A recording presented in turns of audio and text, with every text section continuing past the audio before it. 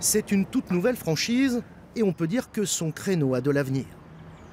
Alors je vais simplement regarder du coup ce que je disais, donc la fiche de recrutement. Chez Babychou, on embauche. La demande des parents est telle que la directrice de cette agence ne se fait aucun souci pour ses babysitters ou plutôt ses intervenants, comme le précise l'enseigne. Il y a beaucoup de parents qui ont des horaires atypiques ou alors qui prennent tôt le matin et du coup ils n'ont pas envie de lever leur petit bout, de les emmener à 5 h du matin chez la nounou, mais plutôt du coup avoir une intervenante qui viendra chez eux. Nous, on est en complément de la crèche et des assistantes maternelles. On n'est pas du tout en concurrence, c'est vraiment un complément.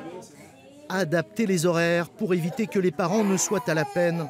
Dans les crèches municipales de Besançon, où l'on accueille plus d'1 millier d'enfants, on a même mené l'enquête et le résultat est surprenant. Il s'avère que finalement, on a des taux d'occupation qui sont très minimes, et en début de journée et en fin de journée.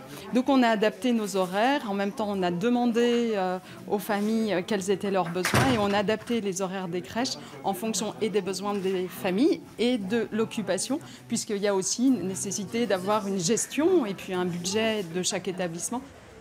Le département du Doubs, qui délivre les agréments, analyse bien sûr en permanence la situation. Et ici, on constate que l'offre privée répond de mieux en mieux à la demande. Les micro-crèches qui ouvrent, beaucoup adaptent leurs horaires avec des ouvertures plutôt le matin, plus tard le soir, voire certaines ferment le dimanche, mais ne vont pas fermer dans l'année. Bien évidemment, le système serait défaillant sans les assistantes maternelles. Dans le Doubs, par exemple, elles sont plus de 6 000 à exercer cette profession, un chiffre qui serait en hausse. On va regarder les travaux qu'on a effectués à côté.